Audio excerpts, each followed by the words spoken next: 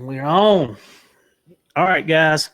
If you want to expand your knowledge in dog training, and especially in hounds, you've heard me talk about it on podcast.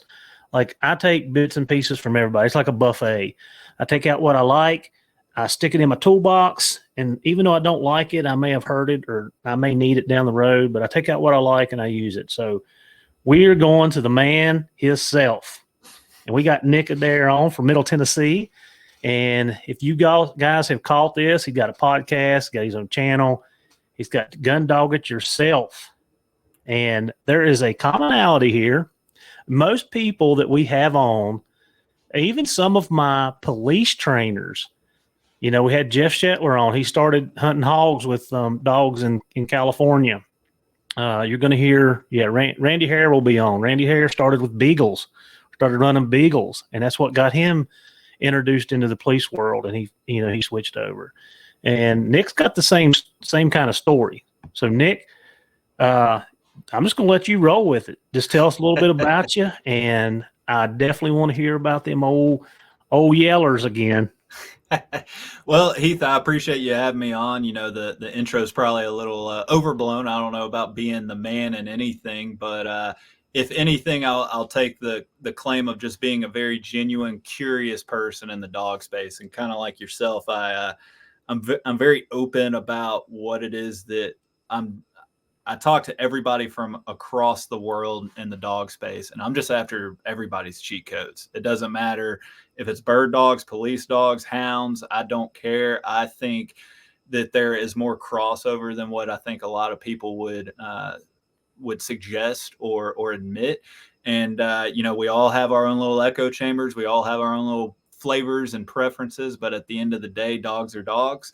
And you can learn something from anybody that interacts with dogs on a daily basis. And so, kind of what you're talking about, what got me into the gun dog world a long time ago, I started out in the coon hounds. I had the red bone coon hound, and kind of echoing the what I grew up with. What you're in school, the teacher says, "Let's read Where the Red Fern Grows." So I'm not even going to try and church it up at all. I fell for it. I was 7 years old, and I ripped the binding off that book. I just ate it up. I was that kid that was my favorite book. And I said, one day I'm going to get me a red bone. And fast forward, a decade or so, what have you, get back from boot camp. I did the Army Reserves, and the first thing that I did was go get my own red bone coon hound, and then spent a few years not knowing what the heck I was doing, but I was in the woods doing something. And, we scraped a coon out here and there. We scraped a possum out here and there. But, it's a time that I wouldn't replace for anything in the world. Before we hit record on this, I was telling you, like, I'll always have a soft spot in my heart for hounds. I have to do the occasional check-in. I try and get out at least once a year and get a good night hunt in, just to kind of harken back to the good old days. But I kind of fell out of it because, like so many people, I realized, sleep is kind of important, and you start adding in family and work, and the lifestyle just didn't really work for me. So I transitioned into bird dogs and pointing dogs specifically. And now I'm just ate up with the pointing dog and bird hunting world. Yeah.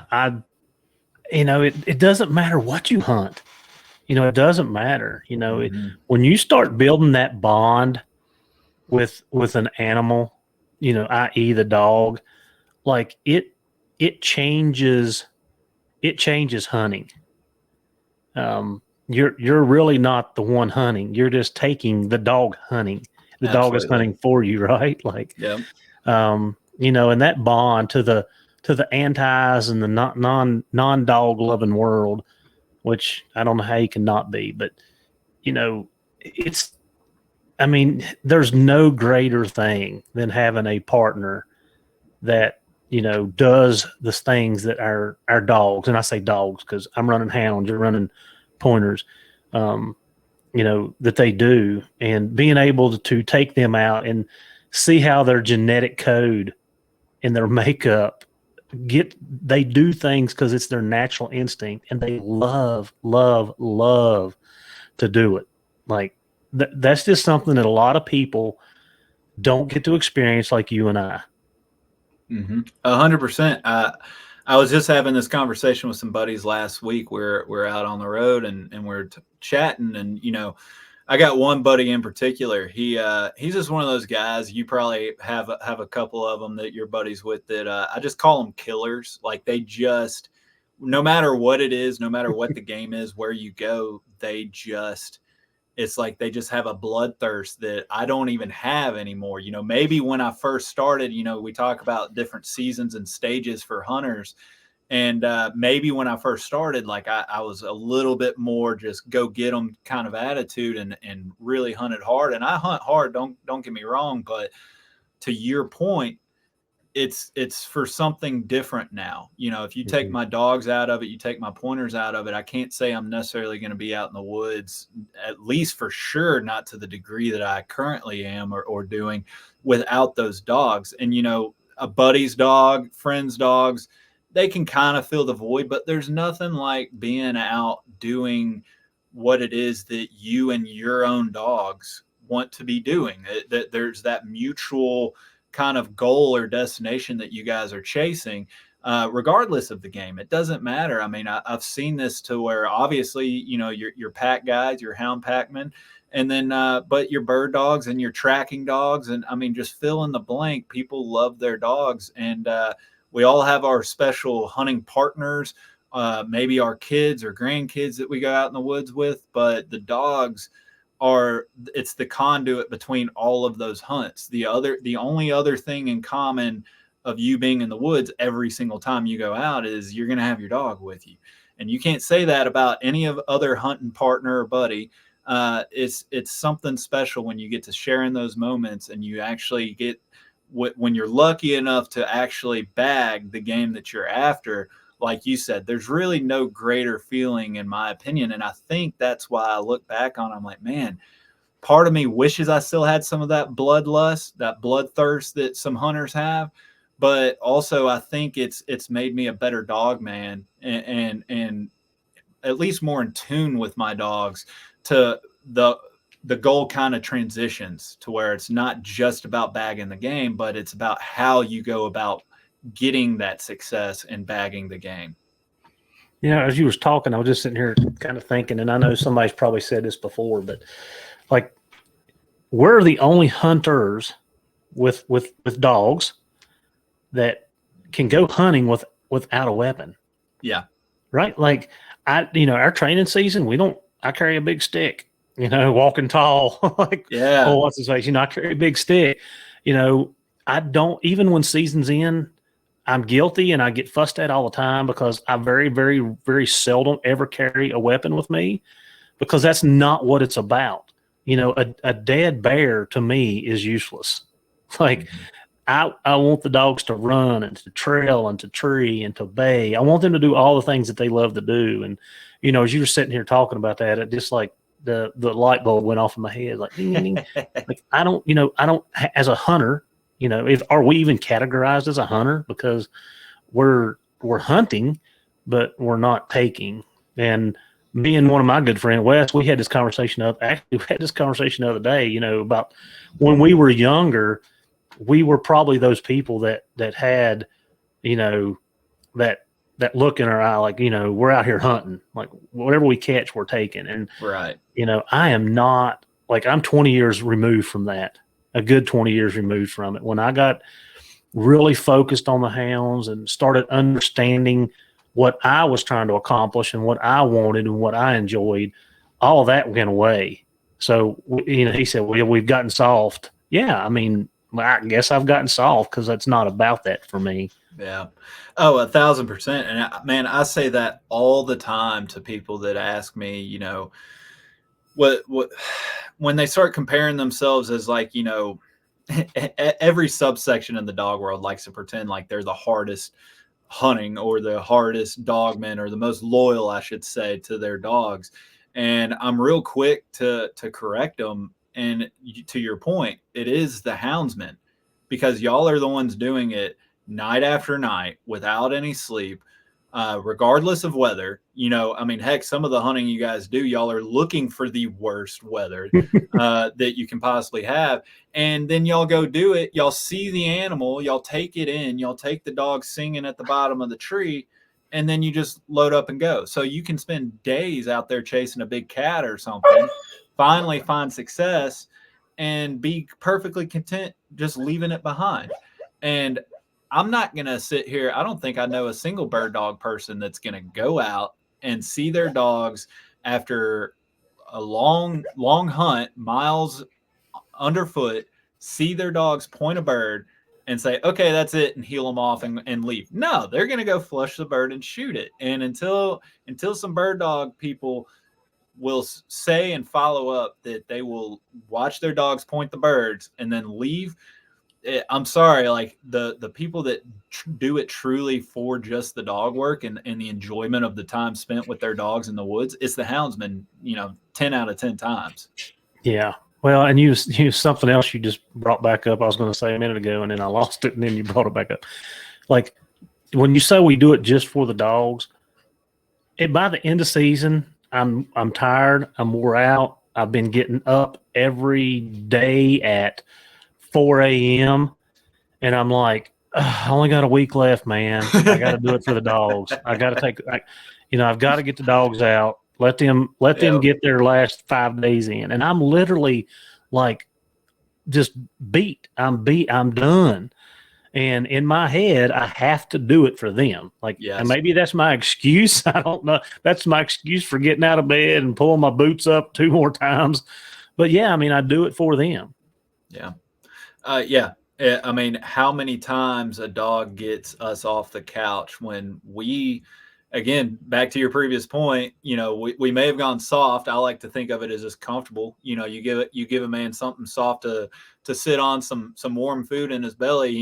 He's pretty comfortable. He doesn't have to go anywhere. But I can't tell you how many times I've been sitting on that couch like, man, I really should go out. At least run the dogs, like, even if not train them or really work with them.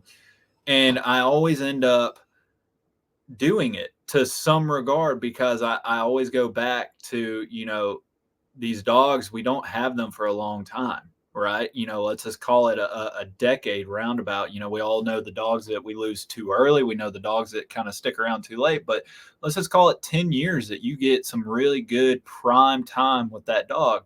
Every day that you literally just don't go spend time with your dogs or go let them run and get some fulfillment or express themselves and just, chase something or point something or what have you, fill in the blank, like that's a wasted day. And to me, like we have, a lot more time on this earth. And so the amount of time that like we are comfortable just being like, you know what, I'm going to be lazy today. The dogs, now it gets me off the couch almost every single time. And, you do it for the dogs. Yeah, no, that's exactly right. And just kind of reiterating what you said earlier, like I don't know that I would spend as much time in the woods without them. Mm-hmm. I know for sure I wouldn't. Yeah. Yeah. No, I'd spend some time on the water. Right. On the boat. I'd be fishing. I'd be picking up that fishing rod a lot quicker. But the dogs is what got me off that boat, right? Like the dogs, right. It's a year-round thing for me now. And every year I say I'm going to start fishing a little bit more. And every year I'm like, nope, I just go a little full bore into dog training, be it for a test, trials, specific hunting trip or whatever. I never seem to find the time for fishing anymore. Yeah. Well, because of our season here, 3 months out of the year, it allows me in the summer months, of course, I like the musky fish. I think maybe we talked about that, but, I start up, March and April, then turkey season rolls around. I try to get in the woods some, and then I'm still fishing a little bit. I'll make a trip or two down east, run my dogs a couple days down there. And then, June and July, they're dormant because we can't. And then August starts up. So that allows me a little time to fish. So that's my excuse anyway. But while we're talking about training, like you have interviewed several people that I would love to interview and several people that I have interviewed. And Nick, I just wanted to talk about, you know, what are some things? Let's just go into some training stuff. Yeah. Tell me your philosophy. Tell me the stuff that you've picked up, and you can name, whoever. They can all go back and watch it or listen to your stuff and listen to those interviews, because I find it very interesting when we cross reference, like we said, on some of the stuff that we do. Mm-hmm. Yeah, so when it comes to training, I'm a little different than the average person. I was like everybody when I first entered the world. You have no idea what you don't know. Like, you don't even know the right questions to ask. You don't know who to ask. So you're just out there asking everybody, and then you're taking everybody's advice, and a fraction, if any of it, actually works. And then what little does work, you get super excited, then you get a big ego, and all of a sudden you think that you're the world's biggest dog trainer because you trained it to sit or whatever. I started my podcast with some buddies because I couldn't find the quote unquote mentors, right? To at least give me the quality information that I was searching for. And so, like, I was really just kind of in a corner training the dogs the way that people in my local area trained them, which was fine. I mean, I'm not going to sit here and say that none of them had any good dogs. They were fine, but there was just something more. And so I got to where I was asking everybody. I was after everybody's cheat codes, and I don't care how you train your dog. I really don't care, because at the end of the day, if it works for you, then keep doing it, right? Like, if it ain't broke, don't fix it. But I'm also that type of guy that I believe there is always a better way to do things. There's always something to improve. And so I can sit here and go talk to anybody in the dog space and take at face value what they're giving me and find the value in it. But I can also start seeing some of the questions or holes within their system. And it's not to pick on their system, because let's face it, some of these systems and methods and processes have been around longer than me. Mm-hmm. But I'm one of those guys. I'm more of a conceptual thinker, right? Rather than a step-by-step person. People are built a little different. Some people just want that step-by-step program or recipe. I need to know why we're putting whatever the recipe is calling for in the pot. Like, that's my makeup. It's always been that way. I suck at remembering details and names and dates and all that stuff. So the technical stuff, the details, just kind of gets lost in translation unless I wrap my head around the entire full concept. And so when I'm interviewing all of these, let's call it, I mean, some of these people have just been legends within the bird dog space, and I'm interviewing them, and I'm not ever talking to somebody to try and poke holes in their system. I'm trying to find the commonalities, the common threads. Why does it work in your program? And then why does that program and method work over there? And to me, that's where the best information is it's not the differences between the methods and how people prefer to do it, but the commonalities. What is what is the Smith method over there doing the same way as the West method over here versus George Hickok's over there? And then, there's all kinds of different things that you can look at. And then if you start finding those commonalities, to me, that's a great place to start for anybody trying to figure out how to train their dog. Is if you find all of these trainers that at least in practice agree with what they're doing, then you can't really argue with that if everybody across the board is doing it. And then you can kind of get lost in the little minutia of each program or each trainer from there on out. And then it just turns into a preference thing. So ultimately, to sum all that up, is like, I've really found myself to where I try and focus on the principles of dog training and the foundations more so than the how-to. I figure if you focus on the principles, you focus on behavioral learning and theory for the dogs, then you can more or less make up your own path forward. You don't have to rely on one person's recipe, because I find it interesting how so many people will sit here and say, every dog is different, but then try and train every dog the same exact Same. way.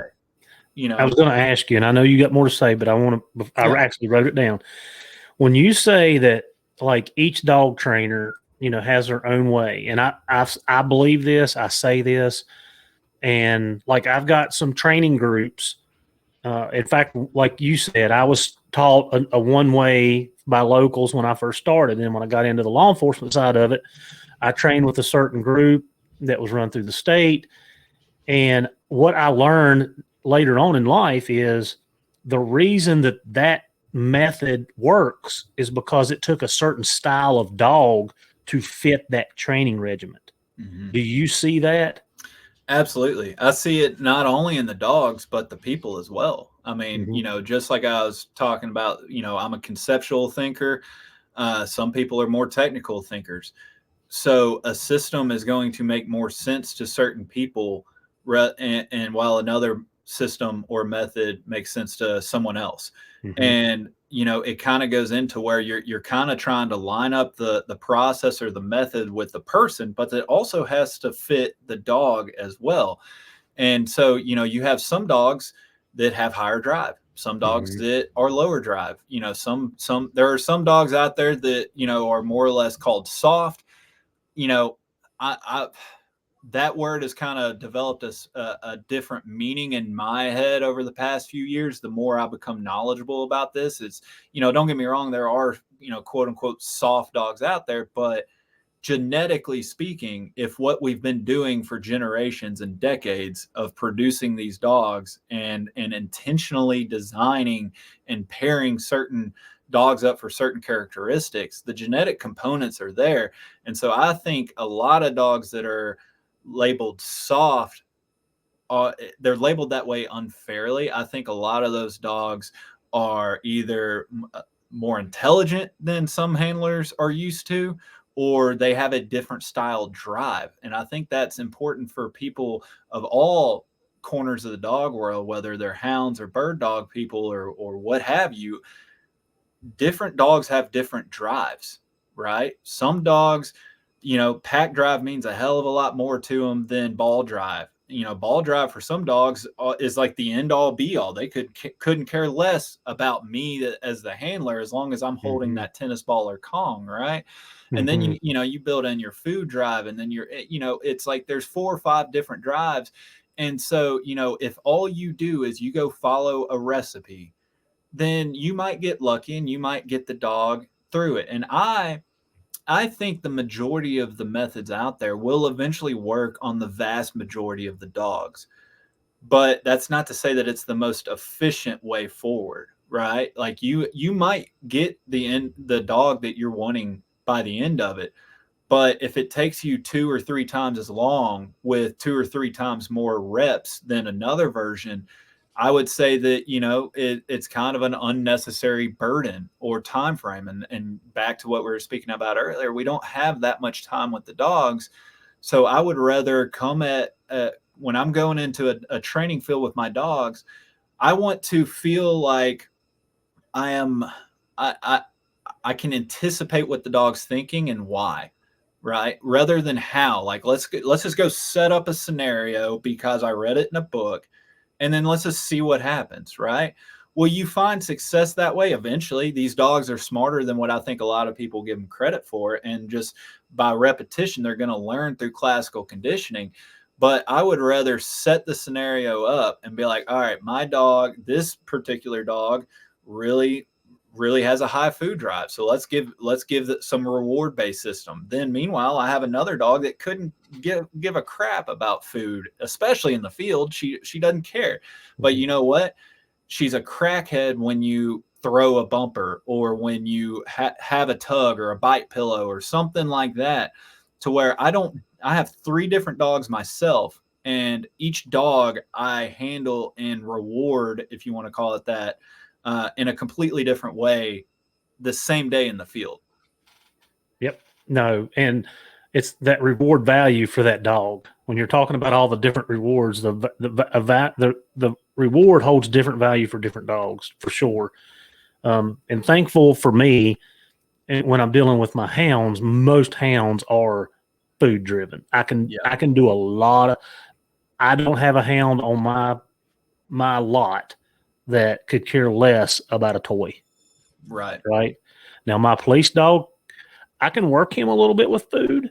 When I'm doing my low drive stuff, my low stimulation, like when I'm doing obedience and stuff, yeah, I can work him with food. But when I put him into that prey drive, like that stuff means nothing.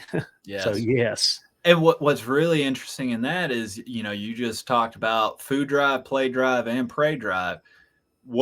To me, what is really a lot of fun and kind of addicting for me is when you start channeling those drives, when you can transition drives, and when you start understanding what makes your dog tick, you can actually increase the perceived reward of anything by overlaying it with anything else, right? Like, this is it would solve so many problems if people are like, well, my dog loves food, but it doesn't love the tennis ball. Okay, well, it only gets food if it goes through the tennis ball, right? Like if you really want to create value in that tennis ball, you can create and you can build that dog's drive. Somebody listening to this, like, well, how does that help me tree more coons or find more bears or whatever? Maybe you need a little bit more prey drive in that dog. Maybe you had a dog that was suppressed because it was just too young in the pack. There was, it just didn't stand out. It didn't get the opportunities to get its mouth on enough fur, right? Well, maybe in a year or two, instead of saying it's washed up, it never created the prey drive. Well, if you do have this item over here with food, like you're talking about, we can overlay to where he only gets the food through the fur. And so maybe you're not out that dog yet. Maybe you just need to reignite that fire a little bit. And maybe you have a good, coon skin and you let them play with it, tug on it a little bit, then it gets its food, right? You mark it food. And I'm not going to sit here and say that it's worth your time to do this with every single dog. But if you're sitting there scratching your head, looking at dog, like, I don't know where I went wrong with this. Genetically speaking, this dog should have been better. Like, well, let's unpack that. And why do you think that it would have been better? And then let's, play it back in our heads. How did our upbringing and the opportunities and exposure get us to this point to where maybe we do need to do a bit building drive within that dog, or at least direct it in the direction that you want the dog to be going to. Does that make any sense at all? Oh yeah. And I tell people all the time when we're talking about drives, you can build drive through frustration. Yeah. You was talking about giving them fur, like don't give it to them. Like you may need that dog that you need to let that dog see everybody else getting to play at the party. Yeah. And they don't get to have part of their pack animals, right? They want a part of what everything else is doing. And I've told people numerous times, and I'll just give us one specific example is, the dog don't want to stay at the tree or he don't want a tree. You tie that dog back. Everybody else gets a part of the reward, whatever that reward is. And you do that 2 or 3 times. I done it with a plot dog that I had, Louis. I had a dog named Louis. Dog was a phenomenal trail dog. He'd trail into the tree, and he'd give out the prettiest locate. He'd switch it over, and he'd chop for just a second, 30 seconds or so. And then all of a sudden, he's gone. On to the next one. And, old timer told me, tie him back. Don't let him have it. Now, he didn't have the knowledge you and I have as far as the training stuff. He's like, tie him back. Let another dog have it. Don't give it to him. It took me 8 times. 8 times. And that dog, you could have blown dynamite up at the base of that tree. That dog wasn't moving. He wasn't moving. So frustration, we built that drive through frustration. And I tell people that all the time, and they look at me like I'm crazy. No. No. Back tying a dog, making it, if they can't get to it and they want it, and to your point, if there's pack drive and they see that other dogs want it and they can't get to it, that's just going to build that desire. And, we talk about opposition reflex. What do you do what happens if you go to PetSmart or whatever, fill in the blank, and you grab a dog harness instead of a flat collar and a lead? I know exactly where you're going. What's that dog going to do? It's going to pull you. Dive into it. Just like the sled dogs, there's a reason why they wear them, to pull. To go. That's what they're for. And so, if you look at the police dogs, you know this better than I do, but to create more value or perceived value at the target, what are you doing? You're holding that dog back, right? Mm-hmm. And sometimes just getting a dog frustrated at that, it's going to allow them to express that drive into whatever the target is. And so, some people, it kind of goes contrary to like our natural instincts and how we think about things. Is if we want a dog to care more about fur, then we need to, we need to let him play with it more. He needs to see it more.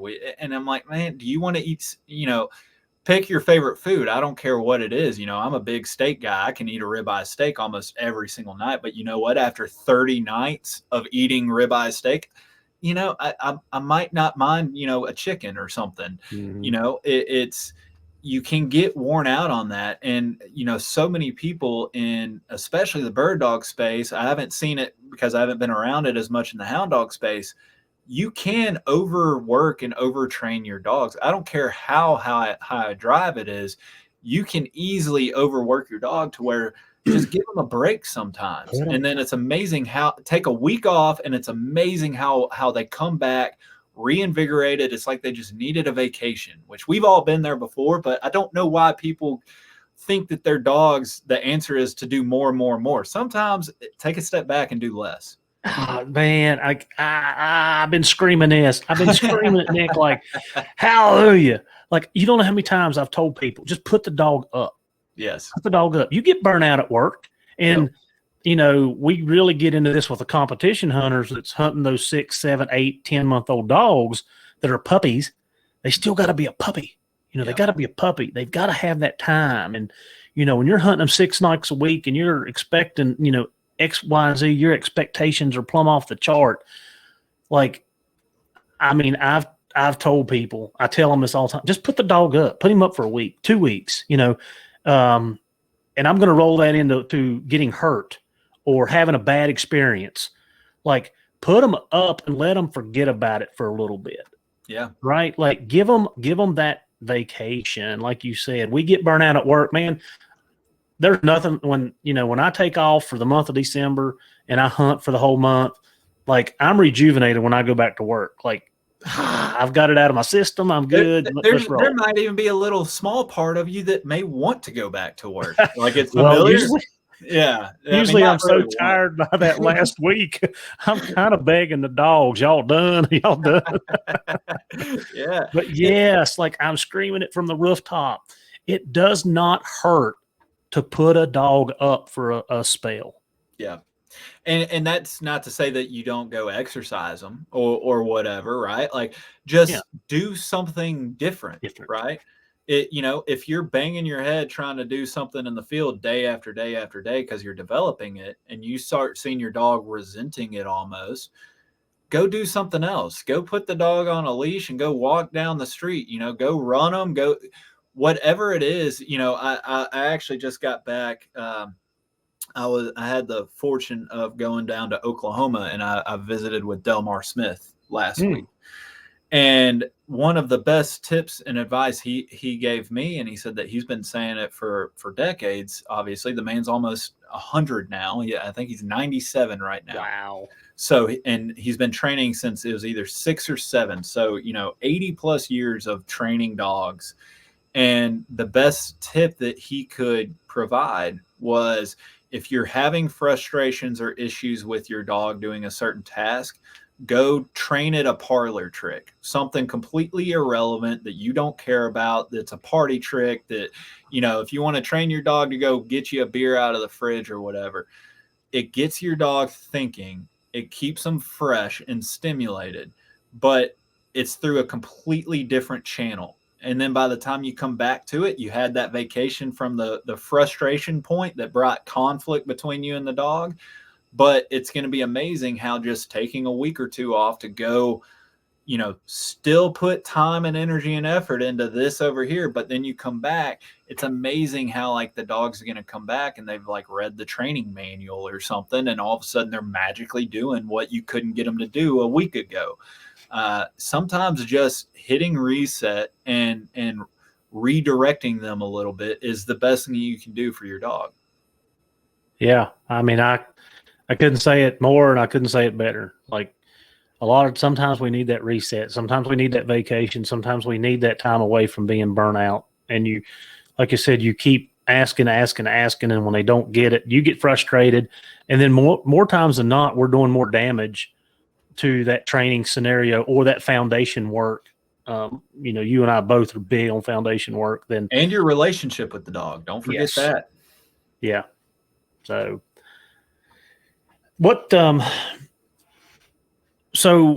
some things that stand out to you that you've learned through interviewing some of the guys that you've interviewed that maybe you wouldn't have used as like a training method or a scenario, anything that kind of stands out, like like that aha moment, like, why didn't I think? I have those all the time. I'm like, why didn't I think of that? Like, duh. Yeah. The biggest one I could give anybody that took me years to figure out is isolate the behavior. Okay. And what I mean by that is you can't go out there and train your dog and everything means everything all the time. Okay. Mm-hmm. Isolate it. Care about what you care about, and anything that you're going in the field that you didn't set out to say, I'm going to train this or I'm going to address this. Don't care about that at all. Like the only thing that I would care about is if you've trained something like an obedience command up to a certain standard that it is an expectation. Like if you don't do this, then, heads are going to roll.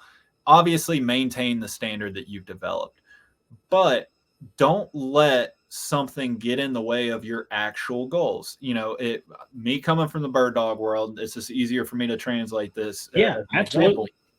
Is so many people, when they want to go and work steadiness in the field, they go and plant the birds and they have the setups and the scenarios exactly right with the wind direction and all that. Well, then they come up and they want to work steadiness, but they can't get out of the way of the obedience before coming to the line, right? This is one of the most common errors in bird dog people. And again, this is the training field or testing or trialing, but they will just start harping and nitpicking the dogs, whether it's a heel, a whoa, a lay down, a sit, whatever it is. You can pick your poison here.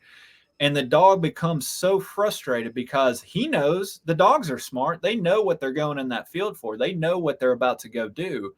And, we call it, suppressing or capping the dog's drive before you even get going. You're stealing that dog's drive to where you, from the moment you got out of the truck to the edge of the field, you're just constantly on the leash, pulling back on the leash.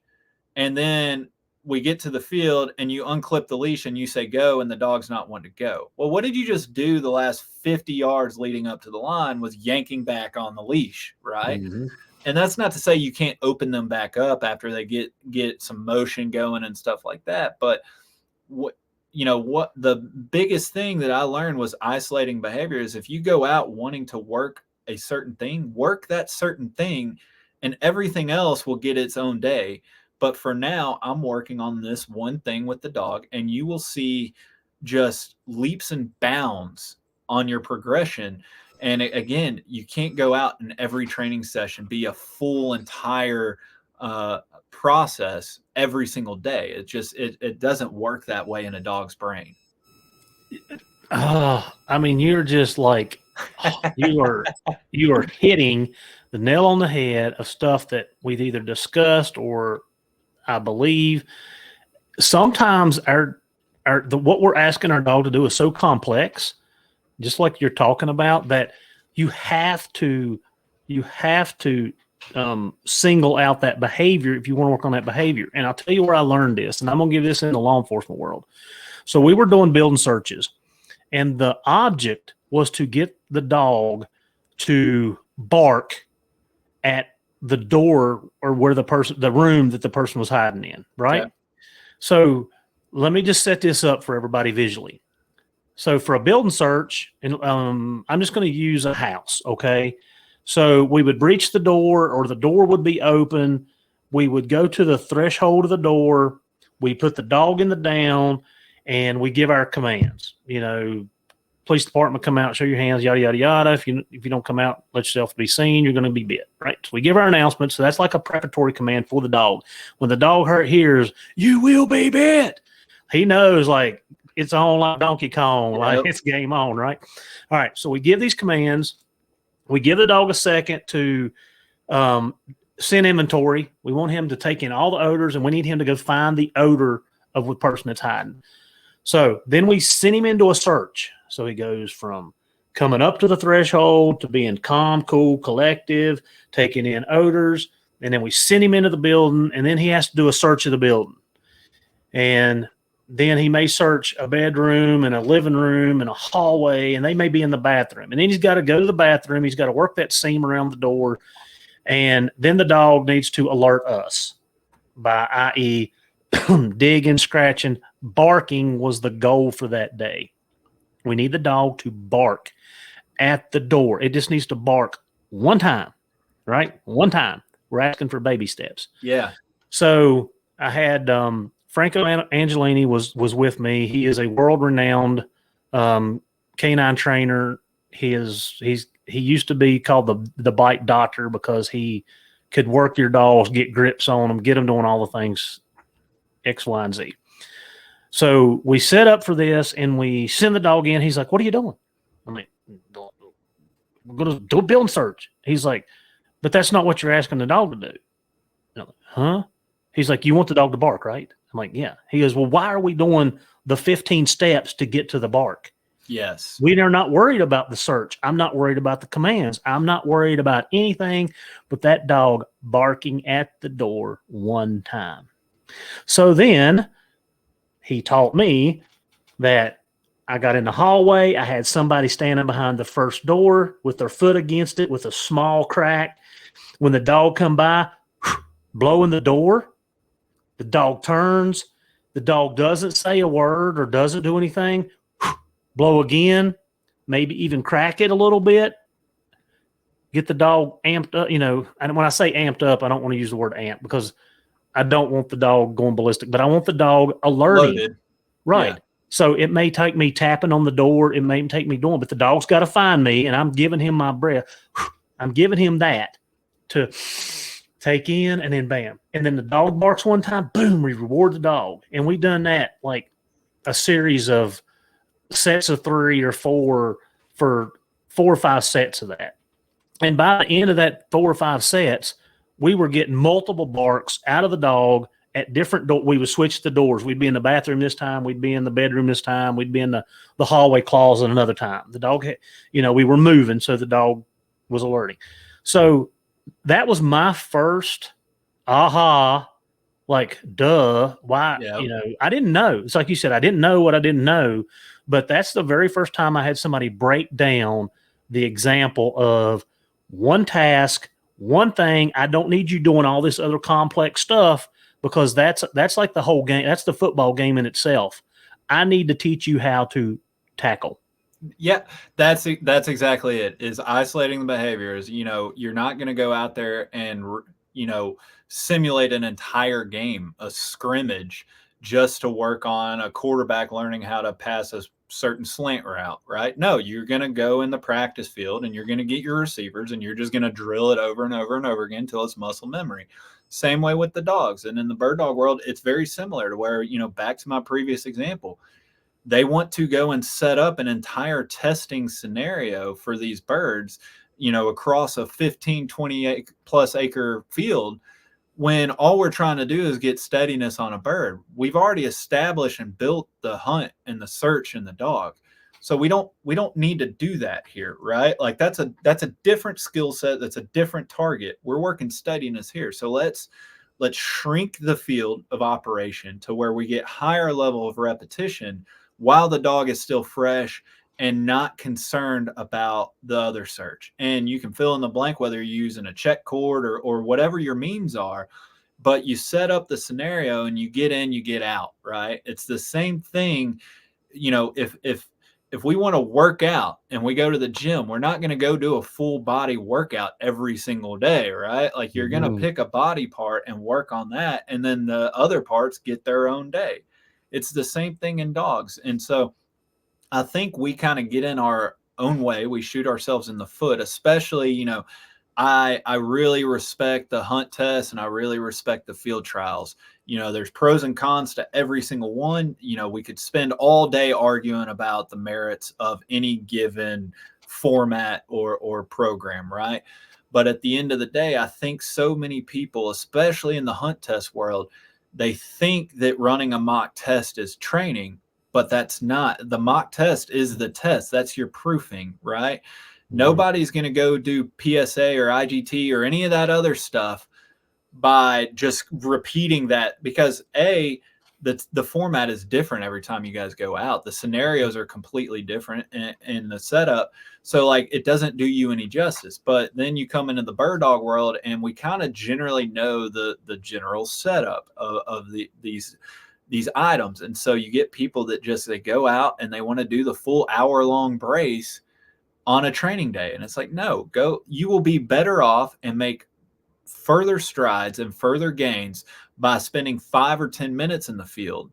Spend an hour. If you're going to spend that much time and effort doing anything, spend an hour game planning your setup and scenario, taking in all the factors of the wind, the whatever, all of the factors.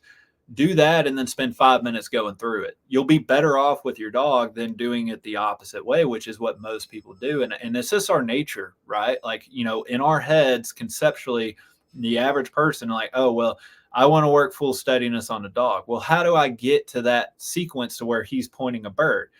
And we hear all the time, it starts all the way back at the truck, right? It depends on how you come out of the truck and blah, blah, blah. And there's certain times and situations for that. Ideally, when you're proofing and testing and you're trying to put all of the behaviors together. But when you're training a certain task or skill set, that's not the time to be worrying about, the dog coming out of the kennel at the truck or healing all the way there. Now, again, if you've established the standard and that's the expectation, don't let it slide. But that's not the time to be working on it. If you don't have 100% heal, you can't ask or request of the 100% heal going into the field. That's done offline. That's done back in the short grass, right?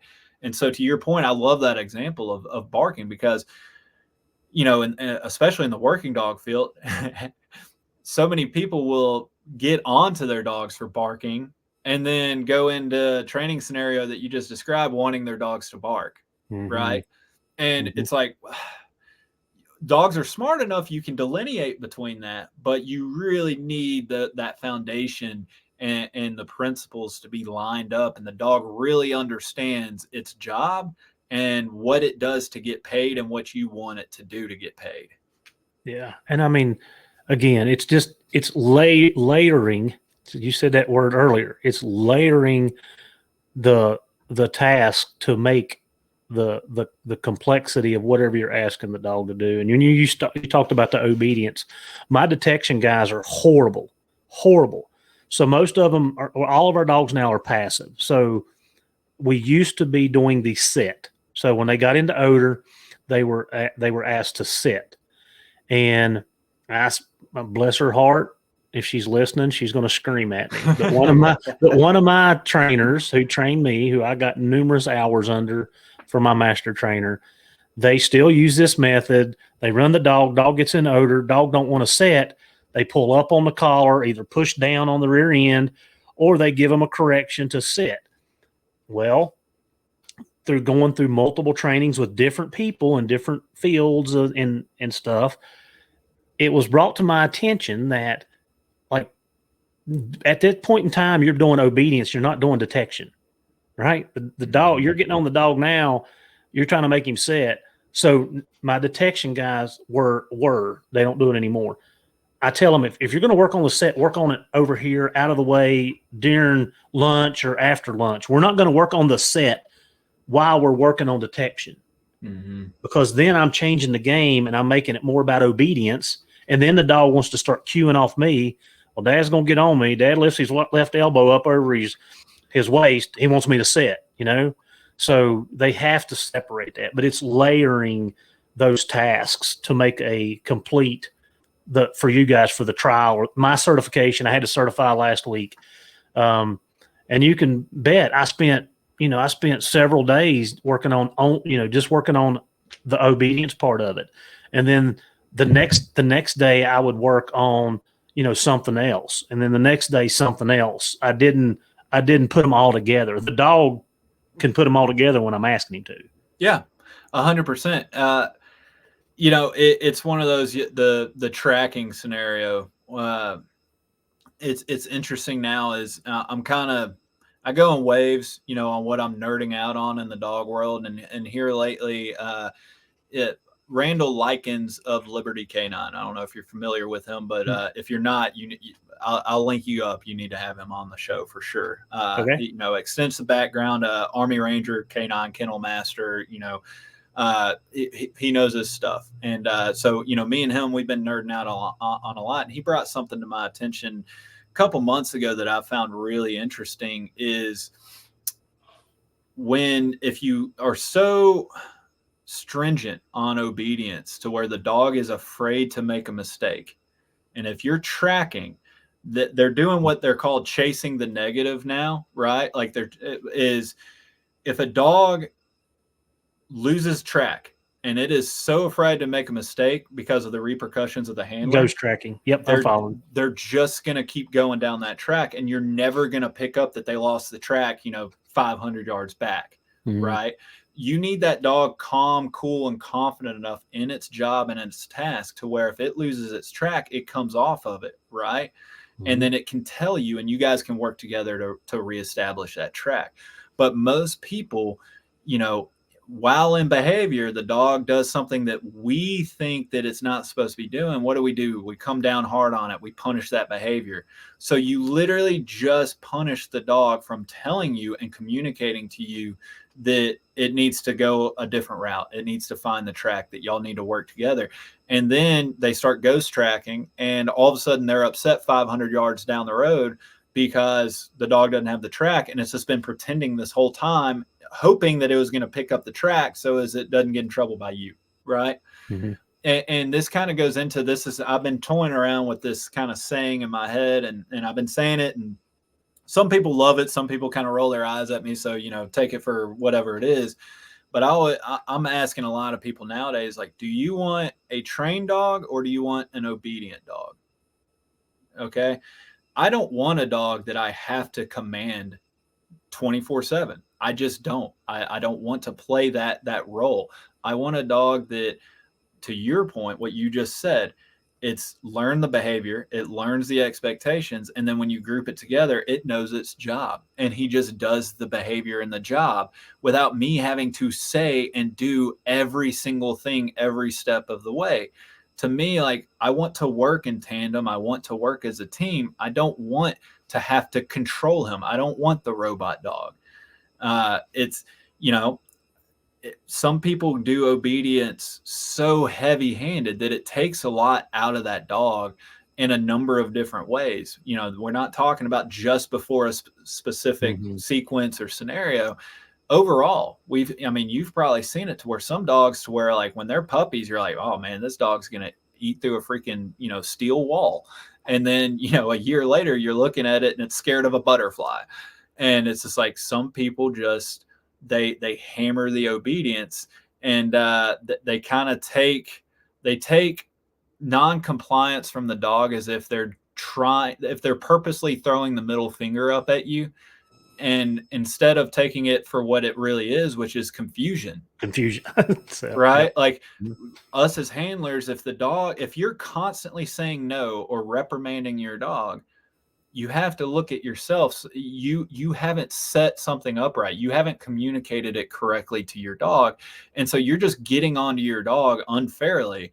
And then, then we hear it all the time in the hunting dog space. Oh, that dog doesn't have what it takes. It's a washout, right? And it's like, no, you created that washout. I'm not going to say every dog, genetics plays a role in all of this. You have to have the talent somewhere to build off of. But I swear, I think there's a lot of dogs that get washed out of programs unnecessarily because the handlers are too proud to go learn something new. Yeah, Yes, absolutely. Our ego, and I've said it. I stole this from HITS K9, which is the handler instructor training seminar. Is an ego is a big burden for a dog to bear, and I Mm-hmm. mean it's our ego.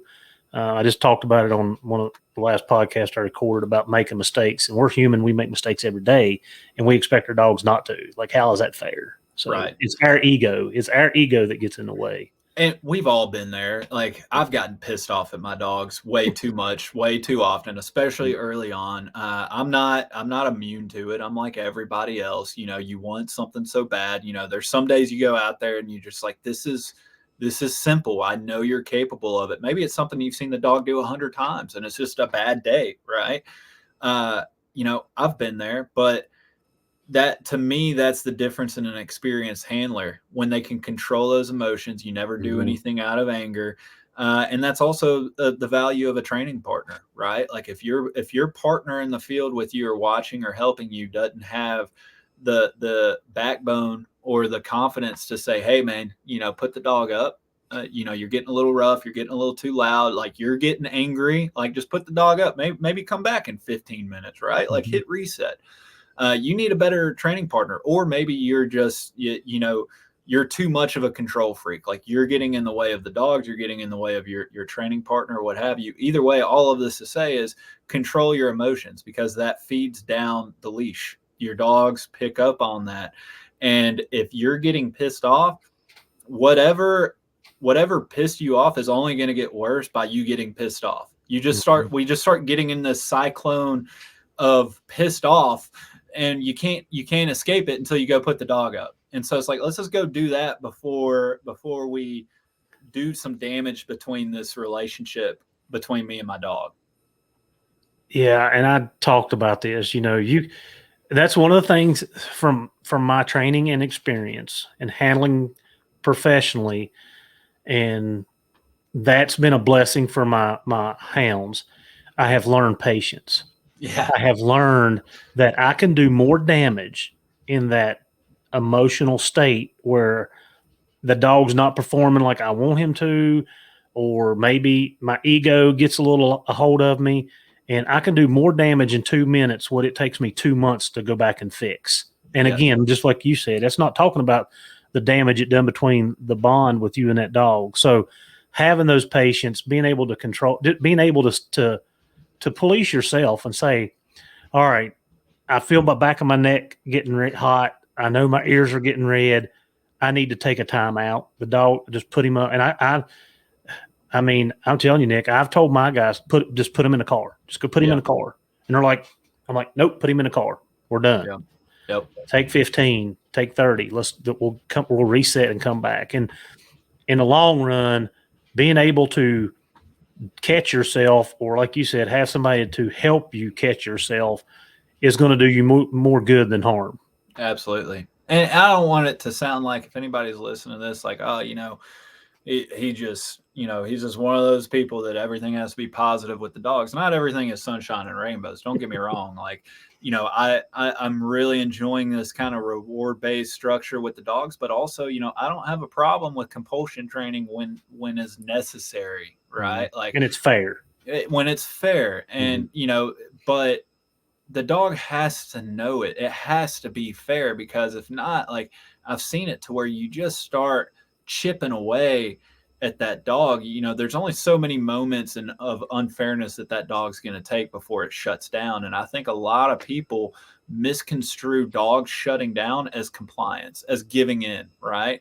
And it's just like, no, I've seen some guys to where like, finally I got through to the dog because it just stopped doing whatever it was doing. It's like, nah, that dog just has no idea what the hell you want him to do right now. And doing And nothing's safer. yes, doing nothing is safer than doing anything else to piss you off in this moment. And I mean, again, it's compulsion plays a part. The dog is going to eventually figure out and test you on whether or not you're going to allow him to get away with something. They're like Mhm. little children. They're eventually going to test you. Maybe they're not in the mood to do something right then. So if you only train your dog with treats and positive reinforcement, you're going to get that dog that only does it when you have that treat pouch on your hip.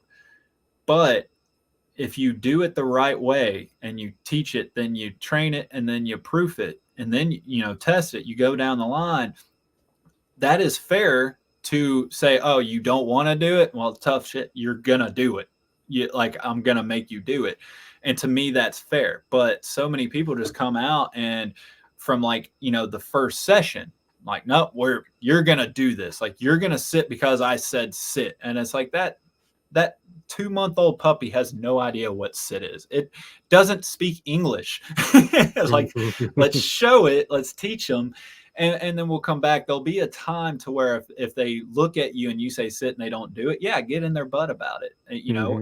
They have to understand it first. They have to understand it. And I see so many people just washing dogs out, especially in the hound world. Like, I don't know why a lot of houndsmen think obedience in their hounds is a bad thing, right? Like just some manners, right? Like, I had my one red bone. I didn't have a pack, so take everything I say with a grain of salt. But one thing I always enjoy going around, this was before I knew squat about dog training, is I got compliments all the time about how well-mannered my red bone was. And it's like, it wasn't because I knew anything. It's just I spent time with him, right? Like, I just tried teaching him some things and he took to it because he wasn't a moron. And I think so many people, especially in the hound world, when I talk to them, it's almost like they act like it's a no-no to teach your dog. It's voodoo. Yeah, it's like you can't teach your dog basic manners. Like, you can't go load up in the truck for me, right? You can't be quiet in the truck. Like, just basic things that make our lives and everybody around us, their lives better, to not listen to your dog barking like a madman in the back of a truck. You can fix that. It's I don't want to be 70 having to pick up my dog and put him on the tailgate, right? I want them to load up, but there's also other ways around that, and you can show them the right way to do it. And it's all little stuff, but to me, it's all building blocks for a well-rounded relationship with your dog. And I know that can kind of get blown out to where, like, I just need a dog that does his job. I don't need a relationship. Well, okay, fair enough. We have different goals. So, you're obviously not the person that I'm talking to, and vice versa. There's nothing wrong with it. Go enjoy it for what it is. But if you own a hound and you think that there's no purpose in doing all that, just take your next hound puppy and put some manners on it and tell me you don't enjoy being around that dog a little bit more. Gosh, it makes a relationship so much better. It's funny you was talking about barking dogs. I don't know where I was this past week. Oh yeah, I had pulled in at the gas station and I had 6 dogs in my truck. And I pulled in and a lady come over and she's like, she seen the noses sticking out. And she's like, "What do you got?" And I'm like, I got a couple hounds in there. And she's like, "A couple?" And I'm like, "Yeah." And she's like, "Well, how come they're not barking?" I'm like, "Ma'am, they're not supposed to be barking. Like, we don't bark unless we are involved in chasing something." Yep. And she was just amazed that I had 6 dogs in the truck and they just weren't carrying on crazy. Just chilling. Yeah, like that's what they're supposed to do. But again. And that right there is going to leave an impression with her, to where then she goes home and tells her family members or friends eventually in passing, just like, "Oh, I met a houndsman at the gas station. He had 6 hounds and they were all just sitting there chilling." And perception wise, especially in today's day and age, as we have to care about the culture and how people view us and what we like to do, that goes a long way, in my opinion, to where, the better mannered dogs that you have, the better other people are going to perceive us and how we treat our own dogs. It's, one thing leads to the next. And don't get me wrong, my dogs aren't perfect. My dogs, they're dogs, right? Just like us, we make mistakes or we just have that day where we're just, I don't want to do that. Same thing with the dogs. My dogs aren't perfect, but that doesn't mean that you don't try and reach perfection, right? Yeah, no, that's exactly right. And, that's what my podcast is about becoming a better handler, a better houndsman, and having a better relationship with that dog. And I have learned that, I preach 5 minutes a day. It takes 5 minutes a day while you're feeding, while you're out, whatever you're doing. If you spend 5 minutes a day with your young dogs or your old dogs or whatever, that 5 minutes a day is going to put you above 90% of the population. because Oh, people don't spend the time. I'd say you're probably undershooting that with 90%. I'd say 98, 99% of Yeah. the population. I mean, you take your average person and their dog. Like, I love dogs. I can't stand to be around the average person's dog. Like, I can't. Working dogs, be it sporting dogs, hounds, actual canines, what have you. Anybody that actually invests the time in their dogs, I love them. I want to be around them all the time. I always have one or at least one around me. But yeah, the average person, like, they just don't do anything with their dogs. And yeah, it's just sad, honestly, because I'm looking at it, I'm like, man, like, what could be with that dog? To your point, 5 minutes a day. You're not Mhm. asking for much. When you go scoop that food in the pan, just think, like, what kind of fun game can we do? What can I get this dog to do to get paid in its kibble, right? Yep. And, like, Yep. you do that for a month and come tell me what stupid little tricks that you just played, but it's not about the stupid trick, right? Like, it's not about the dog saluting you or shaking hands. I mean, my dogs don't know very many parlor tricks by any means. It's about building that relationship. If your dog has fun with you, it's going to be it's going to want to be around you more. Yeah. And like I said, I preach it. I when my dog, like my pups, I got pups that are 8 months old right now. I got 4 of them, and like I make them sit. They've went through that whole routine where when I Yeah. feed them, first I make them wait, and Mm-hmm. then I make them sit, and then I'll open the door to the kennel. I don't want them running over me. I'll make them wait, and then I call them out name by name, and then they get their, like, all those little things, like 5 minutes a day. Like it Yep. takes me 30-40 minutes to feed and get my feed, clean pens, water. I've got it down to a science, but while I'm doing that, I'm also doing those other little things that, Right. and it makes, like I said, it makes the relationship better.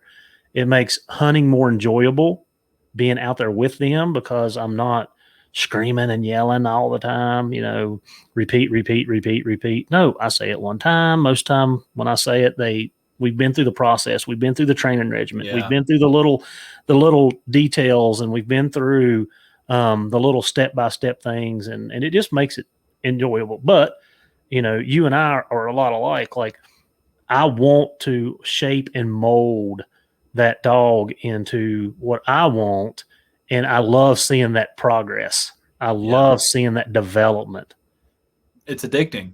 Yeah. It really is addicting.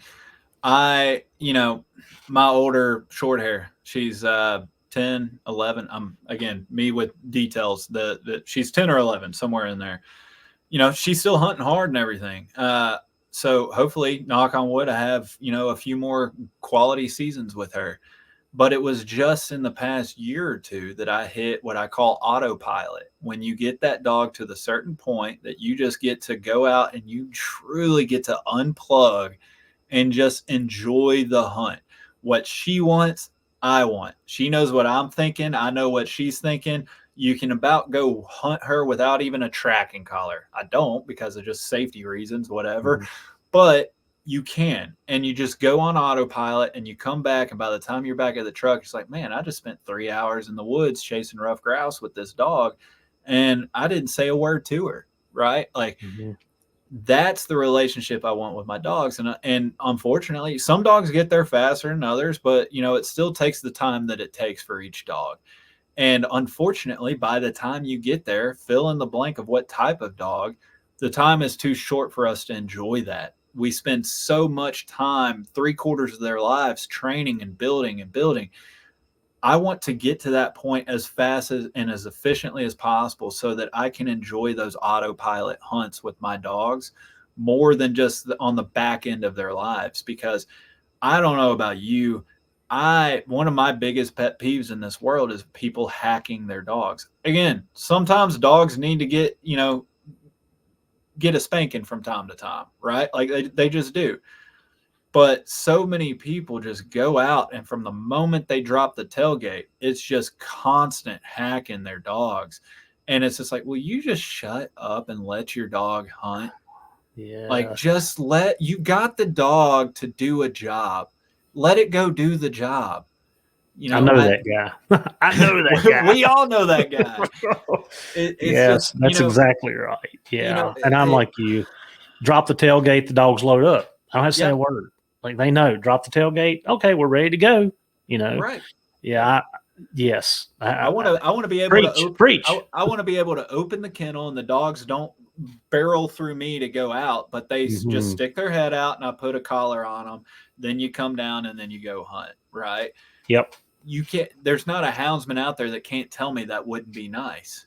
Like I see the hounds. They'll open it and all of a sudden they just get a face and chest full of hound. 90-pound hound coming at them or something. I'm like, it's not. You can literally train that in 15 minutes, if that. Like these dogs are smart, and you don't have to be wrestling with dogs on the tailgate just to collar them up.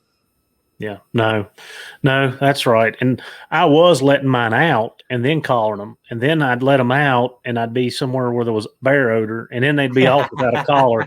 So I learned my lesson the hard way. I learned it the hard way. Like and people fuss because my guys that I hunt with, I have to drive an hour no matter where we go to hunt, and I don't put collars on my dogs in the truck because I don't want them chewing the antennas up, especially my puppies because they're gonna chew. So I wait till we get to where we're hunting. I let my dogs out. I let them clean out, collar them up. Then I load them up, and then we hunt. And as soon as we're done hunting, like I uncollar my dogs, put them back in the truck because I don't want them chewing those antennas up. Yeah. I hate. I hate. I've replaced too many of them. But yes, no, I'm with you. Like again, 5 minutes a day. The enjoyability of the hunt, the training session goes a long way with me. This is supposed to be fun. It's not supposed to be quote unquote, a hassle.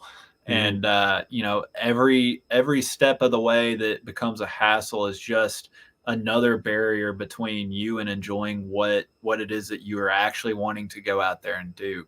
And the dogs, they can be a real addition to the process, or they can be a real pain and subtraction to the experience overall.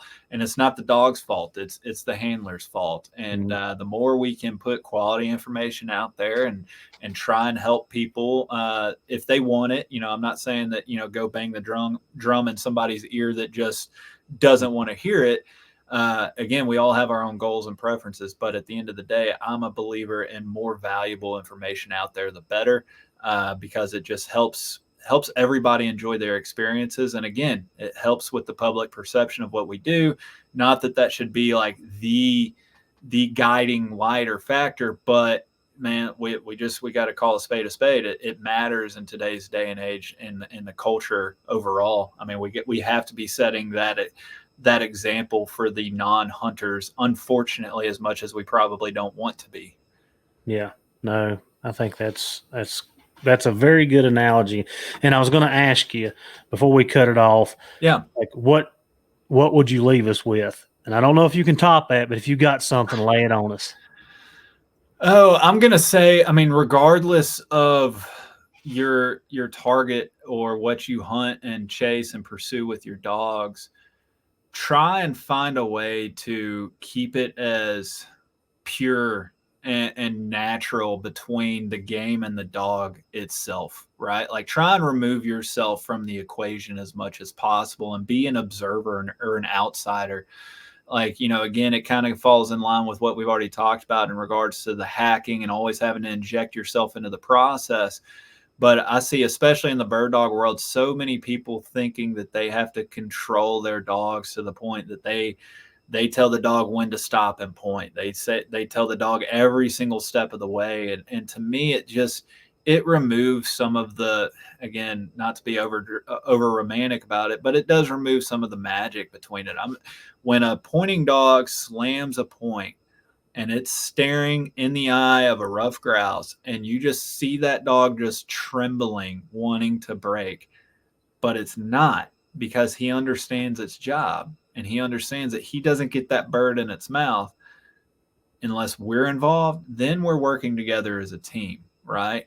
And I think so many people go in and they inject themselves into the equation so much that the dog, honestly, that you lose that natural relationship between the bird and dog. And again, you can fill in whatever you want, coons, bears, mountain lions, or whatever. don't control the hunt. We're out there because we love the hunt, and everything can go a million different ways. It's random. It's never the same exact thing 2 times in a row. So why would you try and control it to make it the same thing every time? So that's kind of my thing, is like, remember why you're out there doing it in the first place. And again, not to be over romantic, but these dogs are special. It's a true privilege to own and live with each one of these dogs. Enjoy them for what they're put on this planet to do, and that's to chase whatever game or pursuit that you're after, and get out there and get after it. Yeah, I like it. I like it. Well, Nick, like I could talk for me and you could talk for days. Like I'm telling you, we on the same plane. Yeah, we're working it. Like we're working it, and maybe maybe we'll get an opportunity to continue this, because this was a great conversation. Yeah, we'll have to circle back and do an episode on my show with you at some point. Absolutely. So thank you for helping us teach, train, and learn. Yeah. Thanks for having me on. I enjoyed it.